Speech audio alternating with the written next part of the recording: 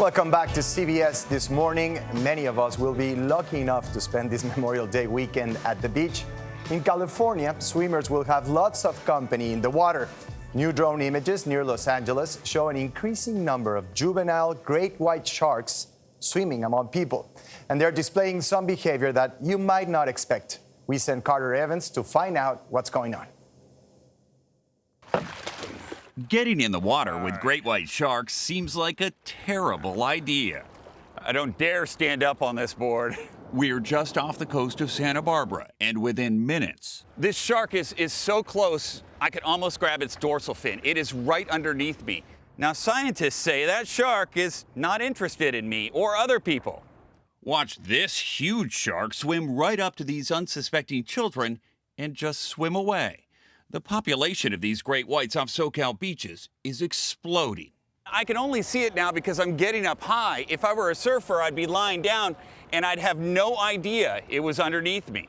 Oh my God, don't bite him, don't bite him. Wedding photographer Carlos Gauna started capturing these stunning images off the beach last year when the pandemic dried up business. Almost every time I see an interaction with a human and a shark, my heart does pound.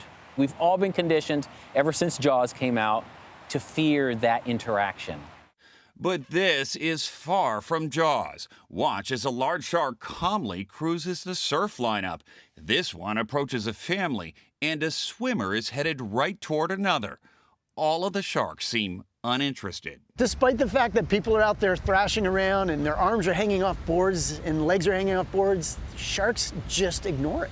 Chris Lowe is director of the Shark Lab at Cal State Long Beach. Why don't they want to eat us? Well, we don't really fully know the answer to that question. First of all, we're not close to being on the menu. Most of the sharks spotted off Southern California beaches are juvenile great whites. Despite their size, they're only up to about 6 years old and very inexperienced hunters. Take it off. Lowe's team showed us where the sharks use the warm coastal waters as a nursery. When they're born, they're completely on their own. The safest place for them to be is in shallow water. They have to learn to feed on what's there. And the number one thing that's there are stingrays. Carlos's video shows that they're very aware the surfers are there. Yeah, in fact, we've been able to document sharks recognizing that somebody's nearby, so they know the sounds of a person swimming and surfing. So they've learned that we're not a threat. It kind of seems that way. But Lowe says that could change if people get too comfortable and start going after the sharks. They're a wild animal, and if they feel threatened, they will defend themselves.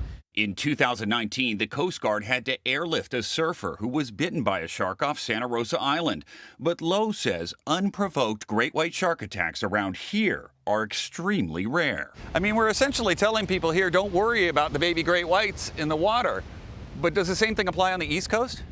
Actually, no. There we have adults that are there to feed on seals.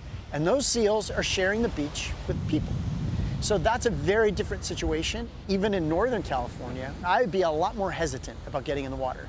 But off the SoCal coast, This shark is just swimming so calmly and so gracefully right now. Lowe's team is working to eventually predict the conditions that could lead to encounters between sharks and people. I'm kind of hoping in about 5 years, you'll get a rip current report and you'll get a shark report.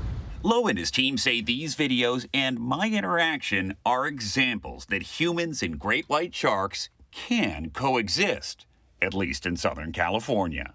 For CBS This Morning, Carter Evans, Santa Barbara.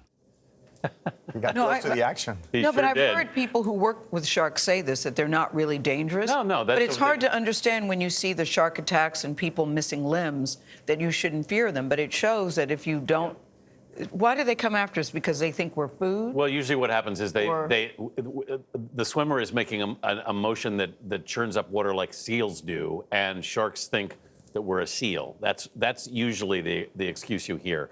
But they don't actually. Shark attacks do not happen very often. And that's the key part of it. We're a far bigger threat to sharks than they are to us. I mean, that's been said many times. But you know, the video, though, that video was interesting to see how calmly they swim, calmly they're even swimming. with your feet in the water. Yeah, with people all around them.